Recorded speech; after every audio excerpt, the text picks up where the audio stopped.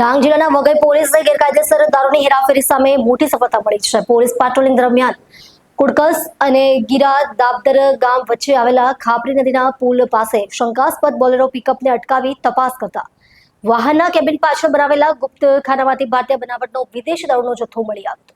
ડાંગ જિલ્લાના વઘઈ પોલીસને ગેરકાયદેસર દારૂની હેરાફેરી સામે મોટી સફળતા મળી. પોલીસ પેટ્રોલિંગ દરમિયાન કુડકસ ગામથી ગીરા દાબદર ગામ વચ્ચે આવેલા ખાપરી નદીના પુલ પાસે શંકાસ્પદ રીતે પસાર થઈ રહેલી બોલેરો પિકઅપને અટકાવી તપાસ કરવામાં આવતા વાહનના કેબિન પાછળ ખાસ બનાવવામાં આવેલા ગુપ્તખાનામાં ભારતીય બનાવટનો વિદેશી દારૂનો જથ્થો મળી આવ્યો હતો.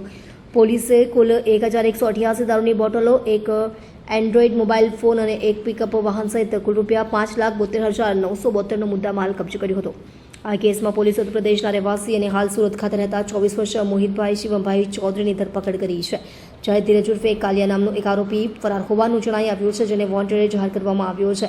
વઘઈ પોલીસે આરોપી વિરુદ્ધ પ્રોહિબિશન એક્ટ હેઠળ ગુનો નોંધી તપાસ હાથ ધરી.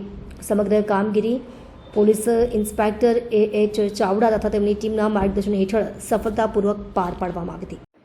ગઈકાલે વઘઈ પોલીસ સ્ટેશનની ટીમ પેટ્રોલિંગમાં હતી તો બાતમી આધારે એમને કાલે એક પિકઅપ ગાડી પકડી. આ ગાડીમાં એમને દારૂની બોટલો મળી, જેમની કુલ કિંમત 2,66,000થી વધારે છે અને પિકઅપ ગાડી સાથે ટોટલ જો મુદ્દામાલ છે 5.5 લાખથી વધારે મુદ્દામાલ કબજા કરીને અને એક સારી કામગીરી વઘઈ પોલીસ સ્ટેશન ટીમ દ્વારા કરવામાં આવી છે.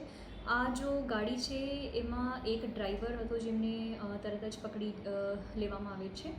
એના સિવાય જે આરોપીની એમાં છે ઇન્વોલ્વમેન્ટ અને ક્યાંથી ગાડી આવી, ક્યાં જતી હતી એ વિશે તપાસ અત્યારે ચાલુ છે અને સારી કામગીરી વઘઈ પોલીસ સ્ટેશન ટીમ દ્વારા કરવામાં આવી છે.